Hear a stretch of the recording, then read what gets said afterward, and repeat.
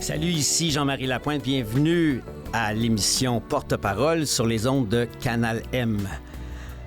Par cette émission, on veut vous toucher, on veut vous inspirer, vous partager la démarche personnelle et intime de notre invité, vous faire découvrir le sens de sa vie et du but de son existence à travers son rôle de porte-parole. Le grand Viktor Frankl disait que l'important n'est pas ce que nous attendons de la vie, mais ce que nous apportons à la vie.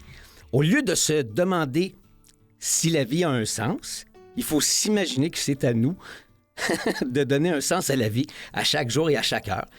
Chantal Rouleau, à chaque fois que je lis la citation de Frankl, je suis toujours ému. C'est drôle. Puis là, bien évidemment, Chantal Rouleau, les gens vont se demander, est-ce que c'est la députée? Est-ce que c'est la ministre? Oui. J'ai la chance d'avoir Chantal Rouleau avec moi. Je suis tellement content. Merci. Merci. Merci beaucoup pour l'invitation. Ça me fait tellement plaisir d'être avec toi pour ce temps qu'on va passer ensemble. Les gens nous écoutent, ils disent, parce que là, c'est filmé puis c'est aussi enregistré, ils disent « Hey, c'est-tu toi? » Bien, c'est sûr que, Madame la ministre, quand tu viens au défi sportif remettre des prix, c'est sûr que je suis tenté de te tutoyer. Ça fait des années que je suis porte-parole, puis ça fait des années que tu viens. Tu venais quand tu étais à la politique municipale. Oui. Puis tu es venu, évidemment, en tant que ministre, mais il y a quelques semaines, on remettait les prix ensemble, les prix hommage... Bénévolat Québec. Bénévolat Québec, puis... Évidemment, dans un cadre protocolaire, c'est plus le fun de garder le protocole, mais le tutoiement, il vient vite avec toi. Puis c'est le drôle parce qu'il se fait naturellement. Il y a quelque chose que le titre impose, mais la personne de Chantal Rouleau a défait ça. Je sais pas, sais-tu comment? Peux-tu l'expliquer? Je sais pas. J'aime la proximité avec les gens. Puis j'aime être tout près, puis de se tutoyer, c'est plus facile de se parler, plus facile de se comprendre. Oui. De communiquer. Puis tu as été sur le terrain bien avant de te découvrir comme ministre, puis je vais dire le titre exact, c'est ministre responsable de la solidarité sociale et de l'action communautaire, et en plus d'être député de Pointe-aux-Trembles. Donc, avant tout le chapeau que tu portes depuis des années dans la politique, tu étais quand même une fille de terrain et on t'associe à des causes, comme je veux dire, l'environnement et toi, ça fait partie de ton cheminement. Oui. J'ai commencé en environnement, j'ai commencé dans le domaine de la récupération et du recyclage. J'avais 18 ans à peu près quand j'ai commencé ça, ce truc-là extraordinaire. Ça a commencé par le jour R. Et je me souviens précisément de la journée, là, c'était un samedi, parce qu'il y avait un organisme qui organisait de la récupération du papier journal et du verre, des bouteilles. Fait que les gens allaient porter leur papier, leur verre une fois par mois à des endroits spécifiques. J'étais à ce qu'on appelait Ville-Saint-Laurent à l'époque, là. Et là, une amie me dit « Chantal, j'ai besoin d'aide, viens avec moi. » Et j'ai passé la journée avec elle. On était dans un petit camion de la Poste, la Poste qui avait donné ce camion-là à l'organisme. Et puis, on allait chercher le verre. Nous, notre job cette journée-là, c'était ça. On allait chercher le verre, puis on l'amenait au Cégep Saint-Laurent, où il y avait un petit hangar, où là, j'arrive, puis il y a comme une vingtaine de personnes, des jeunes, 12 ans, des plus vieux, 75. Il y avait un homme de 82 ans, des professionnels, des enseignants, il y avait un plombier, un médecin, il y avait toutes sortes de monde qui prenaient le verre, le séparaient par couleur, avaient des écouteurs sur des protecteurs là, sur les oreilles, puis des lunettes de protection, prenaient la bouteille et avec un marteau, cassaient la bouteille dans un baril par couleur. Et là, j'ai trouvé ça fantastique d'avoir ces bénévoles qui faisaient ce travail-là, puis de découvrir l'impact qu'on pouvait avoir en environnement, le geste de chacun en environnement pour changer les choses. Ça a été une révélation pour moi. À 18 ans? Ça, c'était à 18 ans, oui. Ouais. Okay. Et là, j'ai travaillé aussitôt, le lendemain, je commençais à travailler pour cet organisme-là, puis j'ai été très impliqué bénévolement aussi, impliqué dans toutes sortes de choses pour faire évoluer ce qui était à l'époque, là, c'était les balbutiements de l'industrie de la récupération et du recyclage. C'était le début de la compagnie Cascade, tu peux imaginer. Aïe, aïe. Ouais. Mais ça, c'est un événement marquant, ça, dans ton parcours, ça. Oui. Oui, absolument. Et là, à partir de ça, j'ai continué dans ce domaine-là longtemps. Mm-hmm. Et puis, j'ai travaillé chez Cascade éventuellement. J'ai eu une entreprise aussi de distribution de papier recyclé, papier de bureau, là, papier fin, fait de fibres recyclées. La première au Québec. Ah oui, ça s'appelait comment à l'époque? Je suis souvent précurseur. Ben oui, je vois ça. Je débute des choses, puis ça s'appelait papier taïga. Taïga, OK. Puis ça, quand tu démarres ça, tu l'alimentes, c'est ton gagne-pain, c'est ton entreprise. Oui. Est-ce qu'à un moment donné, tu as laissé les clés de l'entreprise à quelqu'un d'autre pour te lancer en politique? Comment c'est arrivé, le switch? Cette entreprise-là, j'étais avec mon frère. On avait... c'était une entreprise, c'était une jeune entreprise. Okay. Et éventuellement, Cascade vient me voir. Un directeur général chez Cascade vient me voir, puis il me dit, on aurait besoin de toi pour développer la récupération du papier de bureau à Montréal. Mm-hmm. Je dis, OK. Je connaissais ça là, parce que j'avais déjà un long parcours dans le domaine. Alors, je dis OK. Alors là, j'ai créé un programme de récupération de papier de bureau pour Cascade dans les grands édifices à bureaux à Montréal, en travaillant avec les entreprises de nettoyage, en travaillant avec les gens avec les entrepreneurs en service sanitaire, là, les vidangeurs. Oui. Fait que j'ai mis en place un système dans tous les édifices à bureaux de Montréal. Ça a très bien fonctionné. On l'a répandu partout à travers le Québec. Et à un moment donné, Cascade, qui était la première entreprise québécoise à avoir des entreprises en Europe, en France, et qui fabriquait du papier et du carton là-bas, m'a demandé d'aller là-bas comme en mission pour établir la récupération du papier de bureau à la Défense. La Défense, c'est le quartier des affaires à côté de Paris. Là. Mm-hmm. Alors, je suis allé passer deux belles années là-bas. C'est quand même un parcours intéressant. Quiconque tape ton nom sur Wikipédia ou sur Google, on voit que tu es quand même associé à l'environnement, au fleuve. Oui. Hey, ça, c'était marquant, ça. Oui. Oui. 2012, 2013? En fait, ça a commencé en 2002 parce que j'ai travaillé longtemps là, dans la récupération recyclage. Puis là, mon garçon est venu au monde. Je me suis beaucoup occupé de Louis-Philippe lorsqu'il était bébé.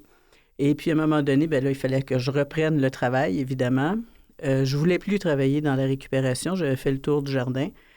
Je me suis dit, tiens, je vais aller travailler dans l'eau, le domaine de l'eau. Je voulais retourner à une base environnementale parce que dans la récupération, j'ai été en industrie, j'ai commencé dans le milieu communautaire, mais j'étais rendu au 52e étage d'un gros édifice. Là, puis, t'as fini au placé quand même, là. Oui, puis j'ai voulu revenir à une base. Et l'eau. Alors, j'ai voulu aller travailler dans un organisme pour apprendre le langage. Je me suis dit, c'est la même chose, c'est la même structure organisationnelle que la récupération, le recyclage, avec le mode industriel, les organismes, la recherche, le code avec les municipalités, etc. Et parce que c'est par code, c'est par code et par langage. Donc, le langage de l'eau. L'organigramme de tout ça, c'est la même chose. Là. Je comprends. Un langage de l'eau, fallait que tu le comprennes. Le langage de l'eau. Aller comprendre le langage de l'eau. Puis là, je m'en vais passer une entrevue, puis la dame qui passe l'entrevue, elle me dit, non, t'es bien trop qualifié pour ce poste-là, alors... je dis, c'est pas grave, on va se revoir, parce qu'il y a quelque part où on va se recroiser, c'est sûr. Puis il y avait de quoi faire. Il y avait beaucoup à faire. Et puis là, quelques semaines plus tard, elle me rappelle pour me dire, t'as raison, on va se recroiser parce que je quitte mon poste puis j'ai besoin d'une directrice, veux-tu prendre la place? Et sur le coup, je voulais pas parce que je voulais pas une grosse job, travailler beaucoup, puis je connais le milieu communautaire, c'est très... c'est demandant, puis les conditions sont pas toujours... je le dis, là, je le sais. Étant ministre de l'Action communautaire, je le sais. C'est pas toujours facile, mais c'est tellement extraordinaire. Fait que finalement, j'ai accepté le poste. Et puis, j'ai travaillé là. J'y allais pour quelques mois. J'ai été là, je pense, 8 ans, 6 ou 8 ans. Oui, mais le projet pour assainir le fleuve, ça, c'est majeur, ça. C'est majeur. Dans ton parcours de vie, c'est majeur, puis ça a été reconnu en plus. Oui, c'est que cet organisme, c'est un organisme de concertation avec le milieu, l'industrie, le municipal, les gouvernements. Et le secteur 103, qu'on appelle, c'est un quai où était Shell à l'époque, et donc industriel, et c'était le secteur le plus pollué du fleuve Saint-Laurent.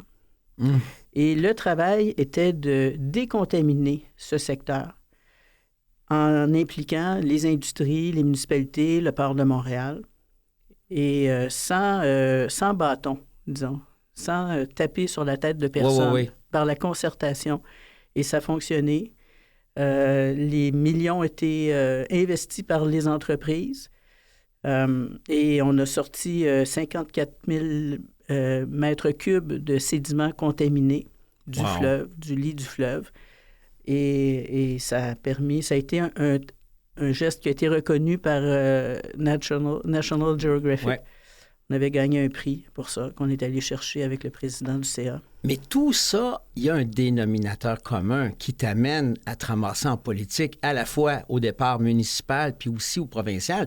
Tout ça, c'est la base, c'est le communautaire, c'est l'action concrète qui t'habite encore aujourd'hui. Oui, là. Oui.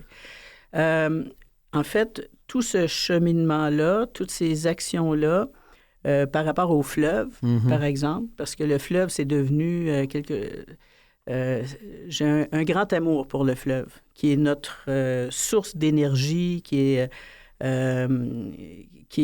relie toutes les communautés du Québec, qui nous relie au monde aussi. On est venu au monde par le fleuve et on l'a un peu abandonné en cours de route, là, au cours des dernières décennies. Là, on le reprend. Et ce que j'ai... Un jour... Là, je suis au comité ZIP et puis je suis directrice et souvent porte-parole pour parler du fleuve. Puis il y a un journaliste de Radio-Canada qui m'appelle régulièrement et là, qui me dit « Ah, Mme Rouleau, est-ce que vous avez quelque chose de neuf pour moi? » Fait que là, je m'arrête Je m'en allais au travail, puis là, je m'arrête, puis je suis dans un bout de rue à Pointe-aux-Trembles. Puis le bout de rue, il donne sur le fleuve parce qu'on a plein de petits bouts de rue ça qui donnent sur le fleuve. Et... là, c'est le matin, il est de bonne heure, la brume qui se lève sur le fleuve, puis le grand héron qui prend son envol, et c'est absolument magnifique. Et je lui dis, une plage dans l'Est, et pourquoi pas? Ah, quoi? Vous voulez mettre en place une plage?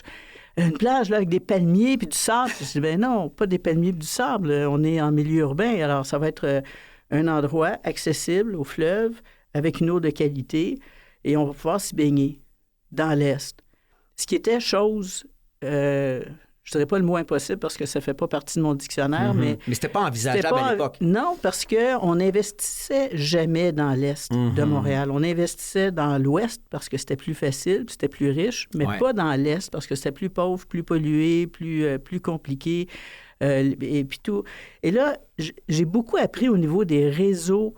des infrastructures municipales souterraines par ce travail-là. OK.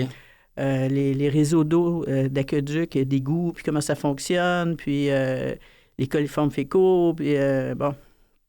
Et j'en suis venu qu'à connaître beaucoup, très bien même tout ce réseau-là. Et il fallait trouver un site. On a trouvé un site pour la plage de l'Est, puis... Et puis, c'est avec le milieu communautaire, effectivement, qu'on a pu faire débloquer des investissements fort importants pour s'assurer que la qualité de l'eau du fleuve soit bonne à cet endroit-là qu'on avait identifié, qui était à l'époque la marina Baudouin. Et là, c'était je dirais, le deuxième endroit le plus pollué du fleuve Saint-Laurent. Ah oui? Oui, parce que il y avait des réseaux d'égouts. C'était illégal à l'époque. On n'avait pas le droit de faire ça, mais par la force des choses, les égouts se dirigeaient directement là. Il y avait des milliers de coliformes fécaux par 100 millilitres d'eau, alors qu'il devrait y en avoir... c'est quoi? C'est, je pense, 100 coliformes fécaux, quelque chose comme ça. Puis là, donc, on a pu arriver à une qualité d'eau par des investissements. Investissements, d'ailleurs, qui ont donné naissance à la commission Charbonneau. Hein? C'est quoi le lien? Aïe, aïe. Parce qu'à un moment donné, bon, je suis devenue mairesse. Oui. Et puis, et pour réaliser la plage de l'Est, en fait. Et là, à Montréal, on avait certains enjeux de contrat. Mm-hmm. Ça coûtait toujours plus cher à Montréal qu'ailleurs au Québec. Il y avait des enjeux, puis il y avait des enjeux de collusion, il y avait des enjeux de la mafia qui était pas loin. Tu as fait un ménage là-dedans dans l'octroi des contrats. Alors, et c'est ça. J'ai fait un ménage. Oui, j'ai fait un ménage. J'ai dénoncé des situations. Il s'adonne qu'à la commission Charbonneau, parce que ça a amené tout ça, cette dénonciation a amené à la commission Charbonneau qui fonctionne encore. Là. On voit encore aujourd'hui les résultats. Et donc, des travaux qui ont été faits, des contrats qui ont été donnés à cette époque-là ont fait l'objet d'enquêtes. As-tu reçu des menaces? Quand j'ai dénoncé, en fait, pas à ce moment-là. C'est arrivé dans ma carrière politique que je reçoive des menaces. Mais à ce moment-là, il y a comme un bouclier. Tu sais, il y a eu une émission enquête là, à un moment donné qui a fait que, bon, ça a éveillé des gens, là, puis dire, bon, enfin, il y a quelqu'un qui se lève. Alors, j'ai eu cette opportunité-là de me lever. Et ça a créé un bouclier, réellement, de protection parce que les gens étaient tellement heureux, là, contents qu'enfin il se passe quelque chose. Fait que j'ai eu peur une fois, mais je me suis dit non, je n'aurai jamais peur. Ça donne rien d'avoir peur. Si j'ai peur, je suis mieux de rester chez nous. C'est ça. Mais en même temps, cette fois-là, est-ce que tu peux en parler? Qu'est-ce qui s'est passé? Ben, c'est une anecdote, mais je venais de faire l'entrevue avec Alain Gravel là, à Enquête. Et puis, bon, il est parti, puis son équipe part rapidement pour aller partir ça là, à la radio, puis à la télé, puis tout ça. Et moi, je reste au bureau, puis toute mon équipe est partie vers, disons, 4h30. Tout le monde est parti. Moi, je suis encore au bureau. Et là, il y a comme, je crois que c'est une petite neige là, qui est tombée dans le stationnement où il reste seulement que ma voiture. Et puis, je me rends à ma voiture et qui est une petite voiture manuelle. Puis là, je pars la clé. Puis là, ça fait un drôle de bruit. Je dis, c'est quoi ça? OK. Fait que là, je sors de l'auto, je fais le tour, je regarde en dessous, au cas où. Et puis là, je rentre dans ma voiture, puis là, je me dis, non. Là, tu avais imaginé la bombe, toi? J'ai imaginé ça. Ah ouais. Et là, je me suis dit, non, je peux pas vivre avec ça. Puis, si jamais il y en a une, ben, je veux juste que ça saute puis que ça fasse pas mal. Et sinon, mais plus jamais je vais avoir peur. OK. Puis là, je m'en allais dans une rencontre publique comme mairesse. Là, on avait une activité où il y a jamais personne dans ces rencontres-là. Un comité X qui intéresse 2-3 personnes, puis il n'y a jamais personne. Et là, c'était bondé. J'arrive là, les gens applaudissent, puis... Et là, il y a quelqu'un qui me dit « Ah, j'imagine que vous mettez un petit miroir en dessous de votre auto là, pour être sûr. » J'ai dit non. Aïe.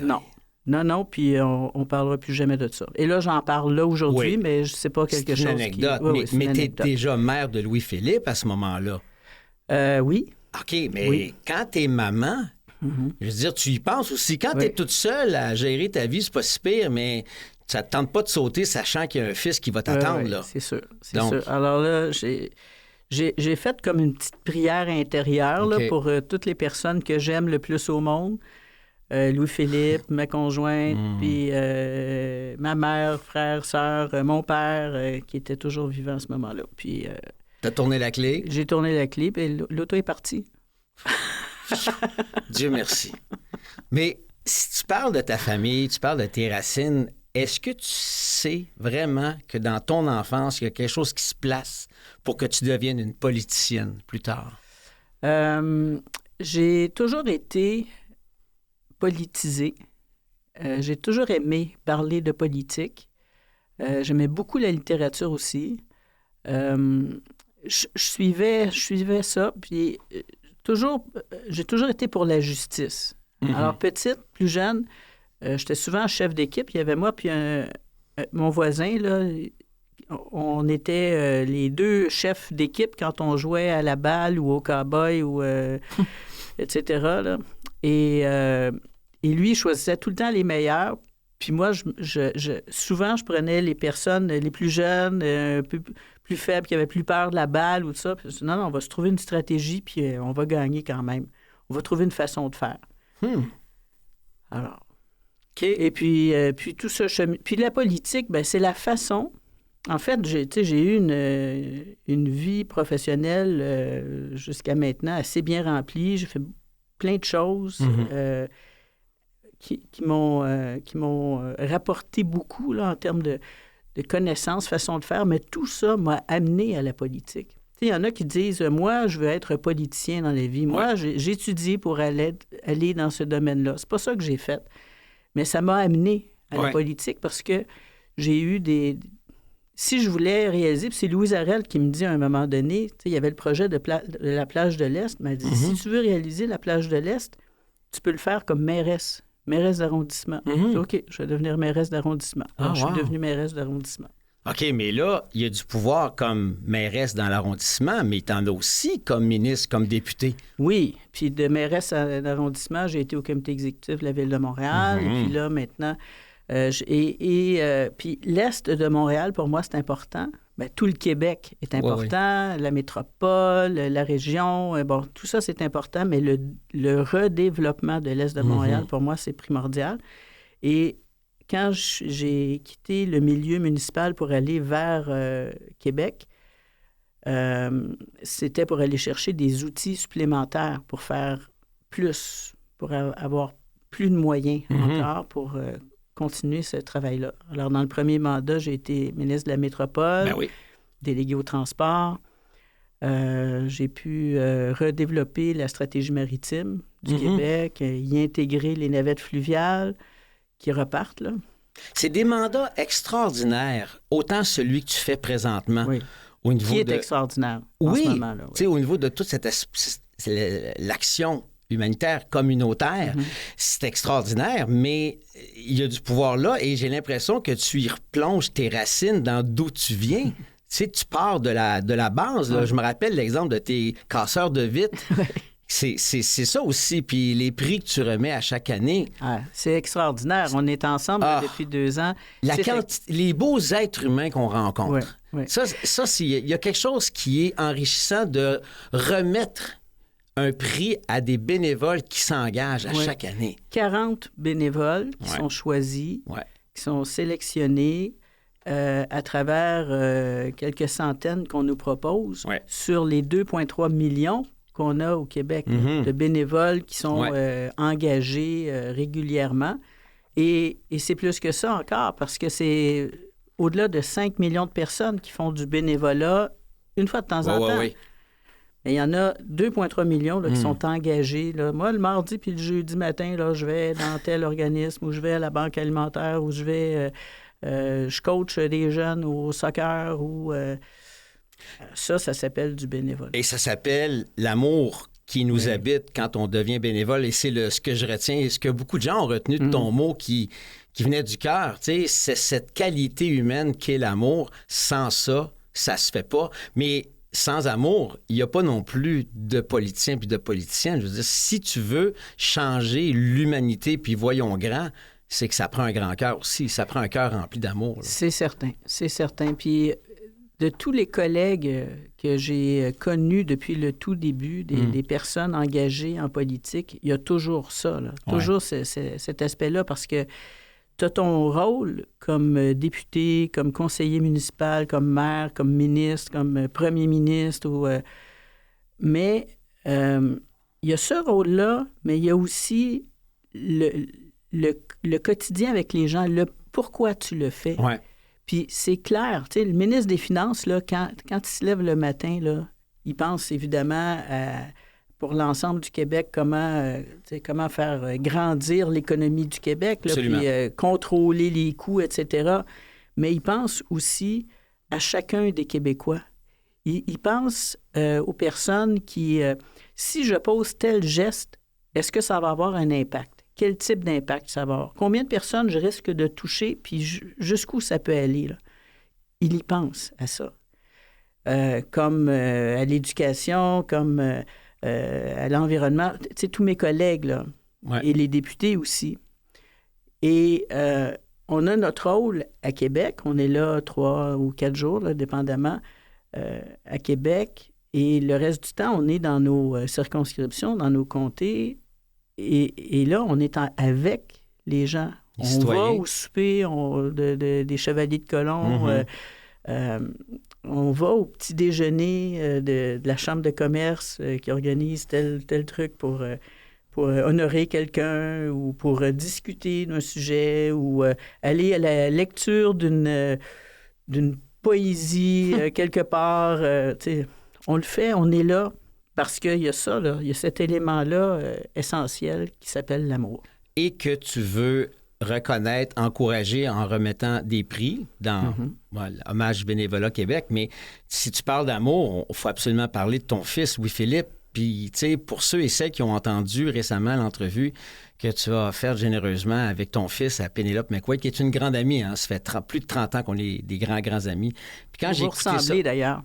Ah oui? Oui. Ah, c'est gentil. C'est gentil. Puis je pense qu'à travers l'amitié, des fois, on connecte aussi au niveau des valeurs, puis on a peut-être des comportements similaires. Mais tu sais, nos pères étaient des amis aussi. Tu sais, ils se connaissent depuis longtemps.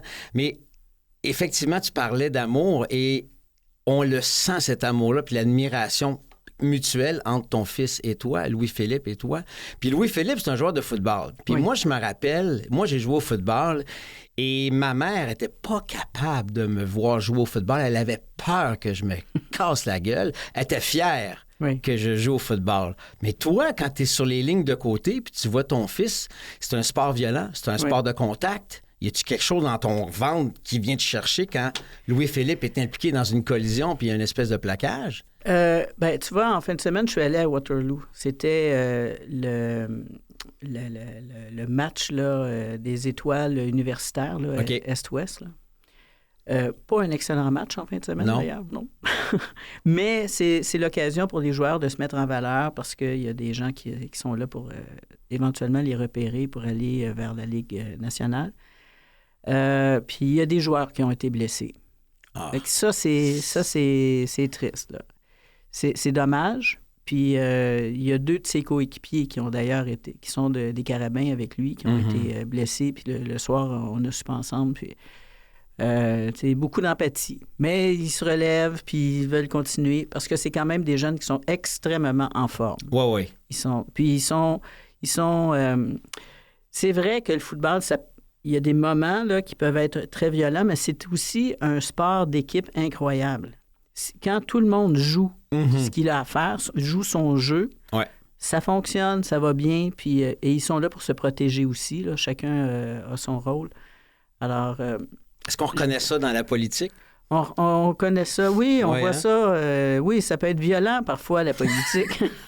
Non, mais tu sais... C'est pour ça que je fais de la boxe le vendredi matin. Oui, avec Ali Nestor-Charles, qui est tout un maître. Oui. Mais en même temps, cette hygiène de vie-là que tu prends soin de toi, tu fais de la boxe, tu t'entraînes, tu le vois d'un niveau extrêmement élevé avec ton fils.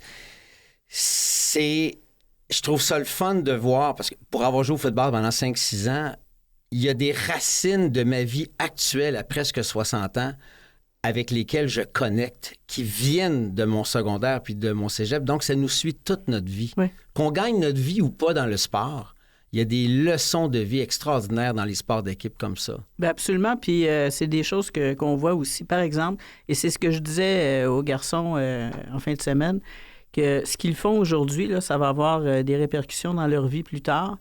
Et je le vois, moi, au Conseil des ministres, par exemple, là, où il y a des collègues qui ont joué au football, puis qui gardent, Conseil des ministres, puis de l'ensemble du caucus, ils gardent cette complicité-là qu'ils ont connue lorsqu'ils étaient plus jeunes. Mais ça se voit dans d'autres sports, là, les filles qui jouent au volleyball ou au hockey. Super match de hockey hier, d'ailleurs. Ben oui, complètement. Puis tu parleras à Lionel Carman, c'est un redoutable joueur de basket en passant. Ah oui? Oh, oui, je l'ai vu jouer sur un court. Oui. On va faire une petite transition musicale, Chantal, puis on revient après. On va poursuivre l'entrevue, mais on a aussi un petit jeu. Alors, dans mon chapeau, il y a plein de petites questions. Tu vas les piger au hasard. C'est toi qui les lis, puis on s'amuse avec ça. Alors ici, Jean-Marie Lapointe, vous êtes en compagnie de Chantal Rouleau. On vous revient dans quelques instants. Ici Jean-Marie Lapointe, vous écoutez Porte-parole sur Canal M. Je suis en compagnie de la députée de Pointe-aux-Trembles et évidemment qui porte les couleurs de la coalition Avenir Québec, Chantal Rouleau, qui est aussi accessoirement ministre responsable de la solidarité sociale et de l'action communautaire. Chantal, juste avant la petite transition, on avait commencé à parler du football, de ton fils et même de la belle entrevue que tu avais faite avec Penelope McQuaid, ma belle amie. C'est rare qu'on t'entend parler avec autant d'émotion de ton ex-conjointe, de ton fils comme ça, et de parler de la souffrance, de l'addiction, de la souffrance et de l'impuissance. Puis je me rappelle, c'est le même soir que j'ai écouté l'entrevue que je venais te retrouver à Québec pour le prix Hommage Bénévolat Québec. Puis tu m'avais tellement touché parce que on se reconnaît dans l'impuissance. Ça m'avait touché, puis ça me touche encore. Tu vis ça comment aujourd'hui? Bien, il y a une chose que je veux dire. C'est vrai que je parle pas beaucoup de ma vie. Puis là, j'ai parlé de Louis-Philippe. On a parlé d'Isabelle, sa mère biologique, puis ex-conjointe. Mais je veux parler de Sylvie aussi, qui est ma conjointe. Actuelle. Puis on est ensemble depuis longtemps. On s'est même mariés. Et l'importance qu'elle a. Parce qu'elle... Tu sais, je vois, tu as les yeux un petit peu pleins d'eau, là. Des moments difficiles qu'on a pu vivre dans notre vie, là, Sylvie, elle a été là pour nous aider à passer à travers. Wow. Elle a été, et elle est toujours une force incroyable qu'on apprécie. Puis je sais que Louis-Philippe est très d'accord avec moi. Puis je voulais le mentionner. Parce que... Tu sais, au football, j'ai dit que j'avais manqué un match. Elle n'en a pas manqué un. Non. Oh, wow. Depuis le tout début. Le match que moi, j'ai manqué... Sylvie était là. Sylvie était là. Wow. Vous êtes ensemble depuis combien de temps? Attends une minute, là. Ça va faire... Là, on parlait de nos prochains 20 ans. Je crois qu'on est à 16-17 ans ensemble. Ah non, mais elle l'a vu grandir, Louis-Philippe. Oui, là. oui. Ben, oui, parce qu'elle est arrivée... Louis-Philippe avait 6 ans. OK. C'est important que tu mentionnes ça et de rendre hommage à la présence rassurante et aussi solide d'une partenaire de vie quand on a un fils qui a une mère biologique qui souffre. Oui. Et visiblement, il est entouré de femmes. Oui. C'est une force. J'ai 6 sœurs et 6 demi-sœurs. Alors, je peux te dire, je reconnais un peu les patterns et les similitudes avec Louis-Philippe, mais je pense que d'avoir des modèles féminins avec soi, et évidemment, on parle de Sylvie et toi, vous êtes ensemble, est-ce que tu as une idée de l'impact que ça peut avoir d'avoir des modèles comme ça dans sa vie? Ben, sans doute énormément de respect. Il est, comment dire, c'est... tu sais, j'ai voulu qu'il ait des modèles masculins aussi autour, là, pour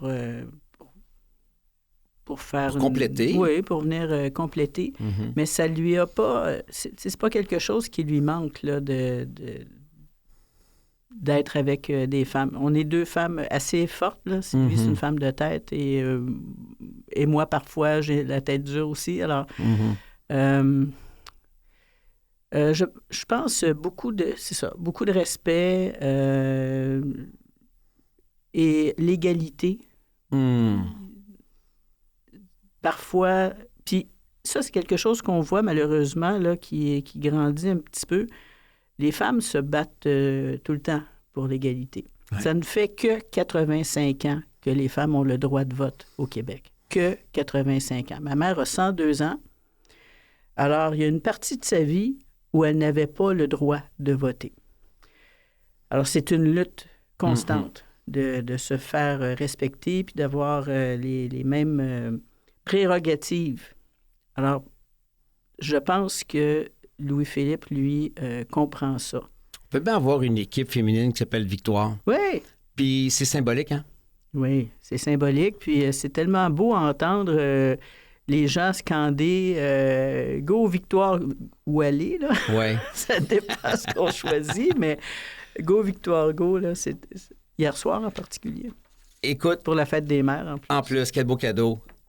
Quand tu me parles de ça, je me dis, la société bénéficie à avoir cette différence-là, des modèles parentaux différents, pas standards comme il y a 50, 60 ans. Tu sais, moi, je viens de Montréal, je suis né à Ville d'Anjou, puis je suis tout petit, puis... Petit gars de l'Est. Un petit gars de l'Est, je suis né dans l'Est, mais tu sais, à l'école primaire, des personnes haïtiennes à la peau noire, on n'avait pas. Tu sais, tu vois comment les pas de géants ont été faits dans la société. Aujourd'hui, c'est comme Benetton, toutes couleurs unies. C'était leur publicité, c'était le slogan à l'époque. Et fort heureusement, alors plus on a de modèles différents et complémentaires, plus riche on est. Donc, j'imagine que Louis-Philippe, ce qu'il est en train de devenir comme homme, tu le vois cheminer, tu le vois grandir. Oui. Il y a de quoi être fier. Tu sais, tu parlais de la douleur, l'impuissance face à des personnes qui vivent des problèmes très graves, là. Puis, et un des combats de Louis-Philippe, ce que ça a pu entraîner, c'est de vouloir, disons, moderniser, si c'est possible de dire, je pense que c'est comme ça que ça va s'appeler, oui. Là, la loi 38. P38. La P38. Oui. Pour notamment tenir compte des impacts collatéraux. Oui. Puis les grandes lignes de la P38, c'est justement d'intervenir quand une personne est en train de s'autodétruire, met sa vie en danger ou celle des autres. Oui. Il peut y avoir une loi qui nous permet d'intervenir et qui nous oblige à intervenir aussi. Oui, mais... c'est compliqué, ça. Et c'est très compliqué parce que on a les droits de la personne, les droits de l'homme qui font que la personne peut refuser. Alors ça, c'est terrible quand tu veux aider la personne, quand tu vois qu'elle se détruit et que tu ne peux pas parce qu'elle dit non, laissez-moi là, laissez-moi comme ça. Ah, c'est ça qui est venu me chercher parce que moi, ma mère est décédée à 49 ans d'alcoolisme et tu vois la personne s'autodétruire. C'est une lente noyade. Oui. Et je regardais, je m'imaginais dans ma tête comment Louis-Philippe pouvait se sentir, toi, tu pouvais te sentir. Les proches autour, tu te dis, mon Dieu, on peut-tu faire quelque chose? Oui, mais... Et là, toi, tu dis que c'est sa mission, ça, Louis-Philippe. Oui, il se dirige vers ça, là. Oui, c'est quelque chose... Et puis, tu sais, au début, là, lorsque Isabelle est décédée, là, il était en colère contre cette loi-là parce qu'il a essayé. Puis on a essayé. Puis Sylvie et moi, on a essayé. On allait porter des repas à Isabelle régulièrement. Puis, bon, c'est moi qui l'ai trouvé. Puis j'étais avec Sylvie à ce moment-là. Mais... là, il était en colère, puis il disait, mais vous, le gouvernement, vous ne faites rien. Je disais, oh, un instant, là, on fait des choses. Ouais. Et puis, il a rencontré Lionel Carman pour voir, ben, est-ce que, lui, c'est quoi son besoin, mais qu'est-ce que Lionel fait pour faire avancer les choses? Et puis là, Louis-Philippe a été impliqué dans un comité, là, un forum pour réfléchir sur comment faire avancer ces choses-là, puis en tout respect avec l'ensemble des besoins, là. Et c'est là qu'il a compris aussi, et ça me fait plaisir, la complexité de prendre une décision. Ouais. Parce que tu veux obtenir tel résultat, tu veux agir de telle façon, OK, mais il faut tenir compte des opinions autour. Puis là, il y a quelqu'un qui va dire oui, mais non, ça marche pas. Là. Ce que tu veux proposer, ben, ça va avoir tel impact. Et tout. Ouais, d'accord.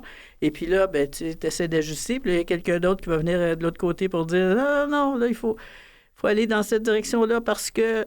Alors, il a vu ça.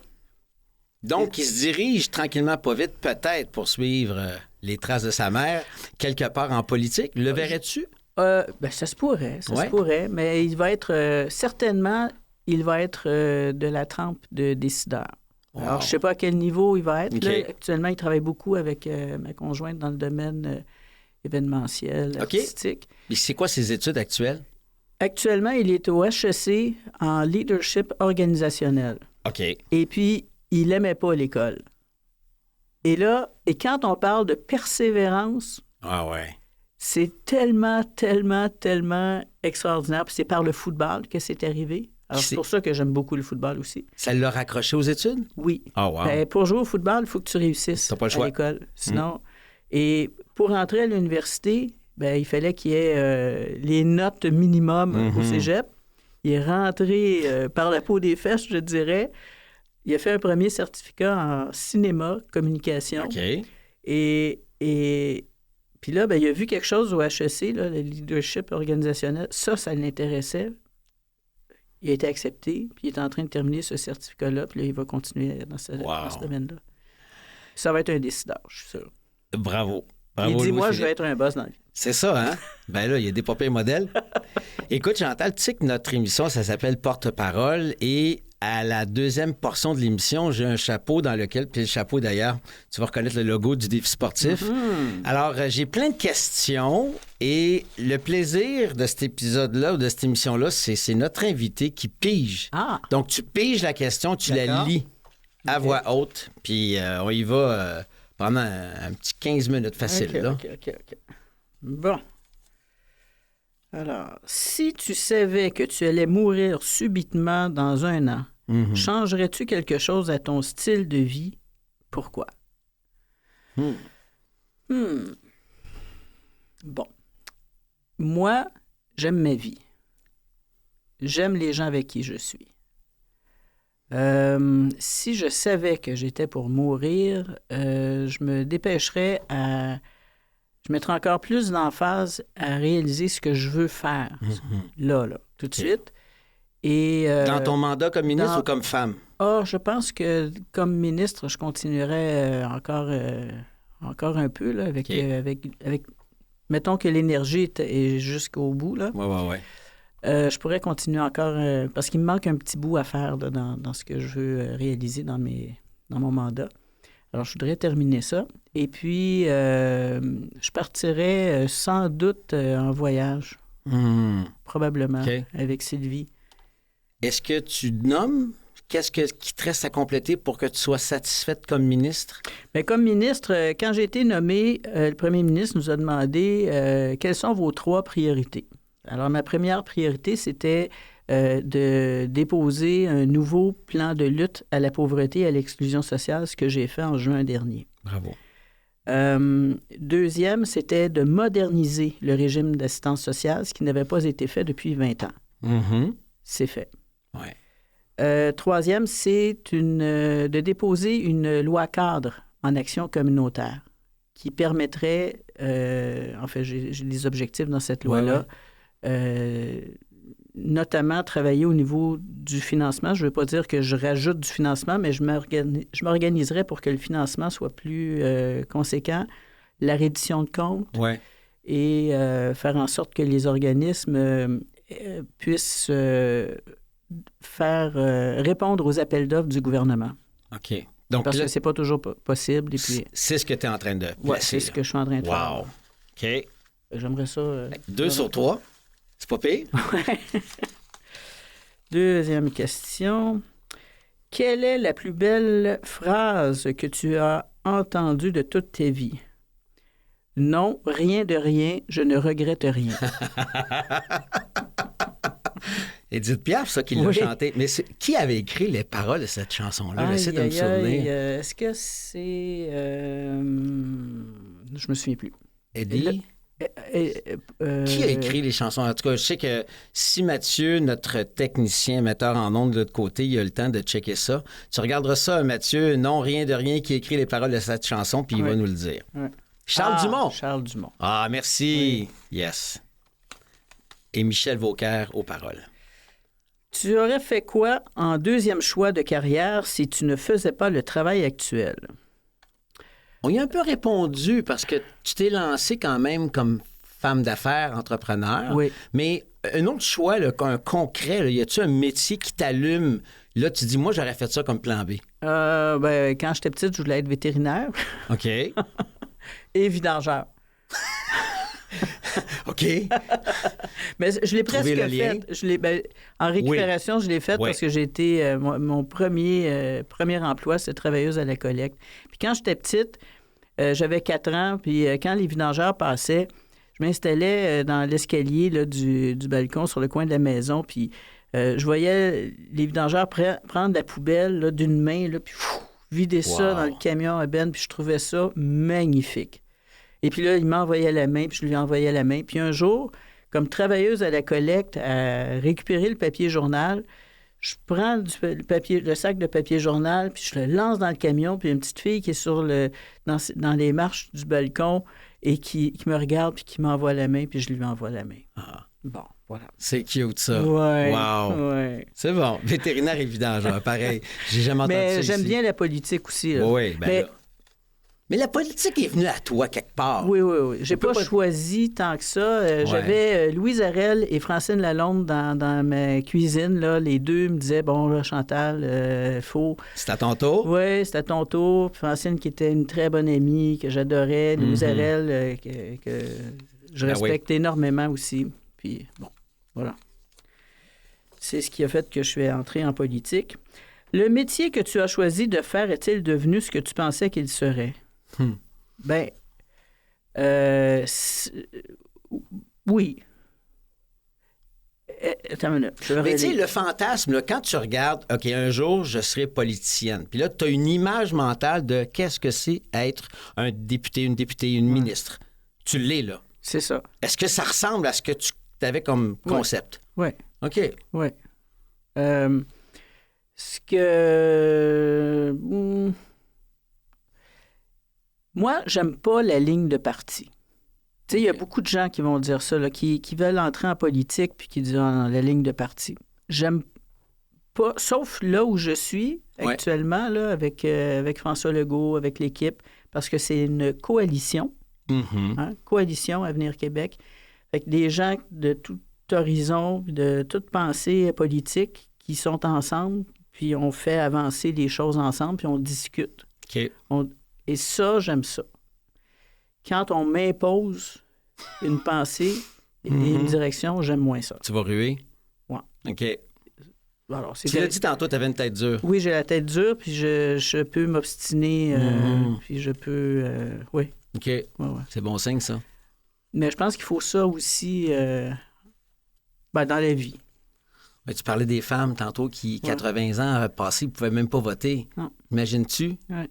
Les femmes qui ont eu la tête dure puis dire « Hey, attends une minute, là. » Et ça a pris des dizaines d'années. Ouais. Quand la première qui a commencé, là, il y a certains hommes, là, députés à l'époque, là, qui disaient « Ben voyons donc. J'ai bien trop de respect pour vous, madame, pour vous permettre de voter. » Aïe, aïe. C'est pas condescendant à peu près. Oh my God. C'était effrayant. C'est malaisant. Oui. Aïe, aïe. Effrayant. Mais on a des pays dans le monde qui sont comme ça. Non, je sais. On interdit aux femmes d'aller étudier. On interdit aux femmes de conduire une voiture. On interdit aux femmes de ne pas porter le voile, par exemple. Oui, je sais. On veut pas ça ici. Non. Si tu pouvais te réveiller demain matin en ayant gagné une qualité, un talent ou un don, ce serait quoi? Évidemment que de réduire la pauvreté à zéro. OK. Ouais. Ça, c'est un don magique extraordinaire. Oui. Mais une qualité ou un don autre, que ce soit artistique, sportif, y a-t-il quelque chose qui dit ça, là? Ça peut être un super pouvoir aussi remarqué. Okay. Une qualité, Bon, ma blonde me dirait de ne plus être en retard, mais dans mon métier, je suis jamais en retard. Mais tu peux pas l'être. Non, mais je suis pas en retard. OK. Mais il est arrivé que je sois en retard. Ah, OK. Mais c'est même pas... ça ne s'applique plus. Donc, ta conjointe, on va la nommer Sylvie, tu l'as dit tantôt, elle est probablement ponctuelle. Elle C'est est qui te gosse extrêmement. avec l'horloge suisse, là. Oui. D'accord. Oui, parce qu'elle fait de la télé, alors C'est ça. c'est le millimètre de Mais seconde. t'as pas le choix.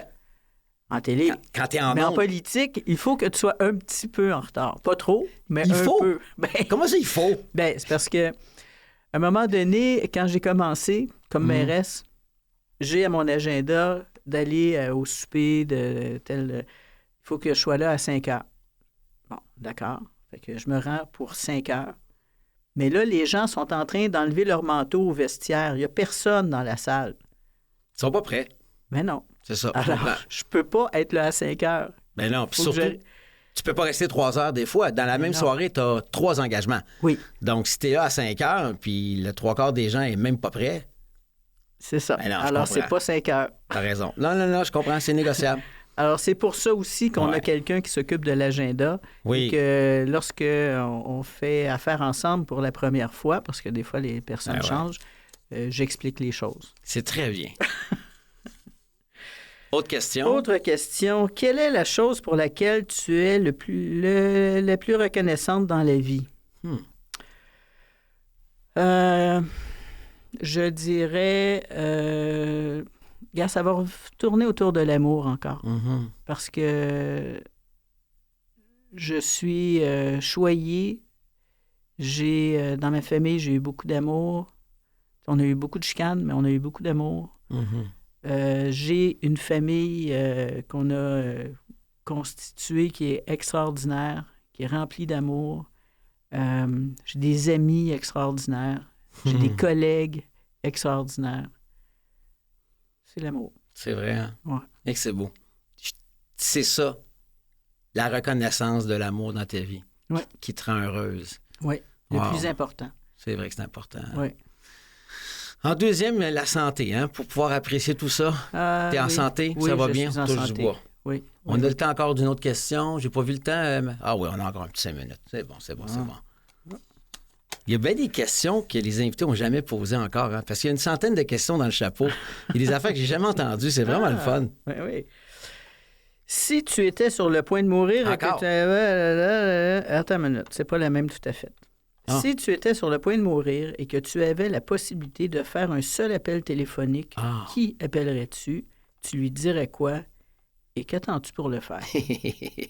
C'est hot, ça. OK. Qui t'appellerait? Ben là, je suis sur le point de mourir parce que, je sais pas, là, puis je suis sur le point de mourir, puis je suis capable de prendre le téléphone. Mais imagine-toi ceux qui étaient les passagers dans l'avion au Ouais. World Trade Ben, Center. c'est sûr que j'appelle Sylvie. Mhm. Et puis évidemment que je lui dis que je l'aime. Là, je pense à mes frères, ma soeur, je pense à ma mère. Mais ma mère, elle ne comprendra pas au téléphone parce qu'elle est un peu Plus sourde. sourde. Elle a 102, tu dis, ta maman? Oui, elle va avoir 102 là, au mois de juin. Donc, tu feras un appel conférence. Là. Oui, appel conférence Teams. Tu veux les voir aussi. OK, une autre dernière question. Ça reste encore l'amour, hein? Oui. Ben, je pense que c'est ça qui fait qu'on est en vie. Ben oui. Et qu'on peut faire ce qu'on fait. Tellement. Parce que si tu avais la possibilité de passer une journée de ta vie en compagnie d'un personnage historique, ce serait qui?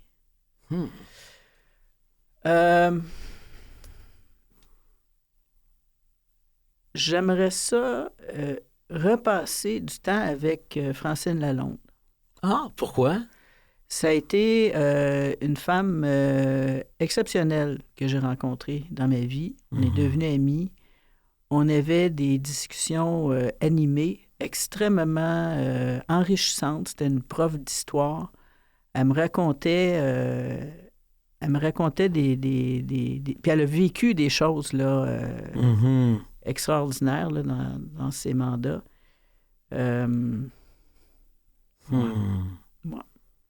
En son honneur. Puis à l'arrondissement, Ouais. lorsque j'étais mairesse, on a créé un belvédère sur le bord du fleuve. Et j'aurais aimé le nommer en son honneur, mais j'ai pas eu le temps parce que je suis devenue députée. Puis j'ai demandé à la mairesse actuelle de nommer le belvédère et on l'a fait en l'honneur de Francine Lalonde. Ça s'est fait. Avec ses enfants. Ah, que c'est beau. Oui. Ah, c'est touchant. Chantal Rouleau, qui est ministre responsable de la solidarité sociale, action communautaire aussi, et évidemment députée de la CAQ pour Pointe-aux-Trembles. La dernière question, elle est ici, je la demande à tout le monde. Chantal Rouleau, c'est 3 petits points. Tu complètes ça comment?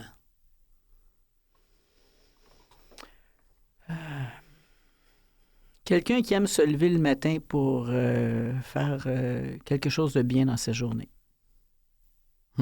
Et qui comprend de l'amour. Oui, femme de cœur. Ah oui. Ah, c'était une heure passée tellement vite, mais avec un pur bonheur. J'ai déjà hâte de te revoir. Ah, moi aussi. Merci beaucoup pour l'invitation. Ah, ça fait plaisir. Merci d'avoir accepté. C'était Chantal Rouleau, notre invitée aujourd'hui à l'émission Porte-Parole sur Canal M. J'aimerais remercier l'équipe. L'idée originale de cette émission vient de Marie-Philippe Lemarbre. Philippe Lapointe, merci à la direction de la radio ici. Jean-Sébastien Laliberté, chef diffusion. Mathieu Tessier à la mise en onde, à la recherche et la coordination, Claire Guérin. Et écoutez, ici Jean-Marie Lapointe. Merci d'avoir été avec nous. On se donne rendez-vous pour une autre émission de Porte-Parole. À très bientôt.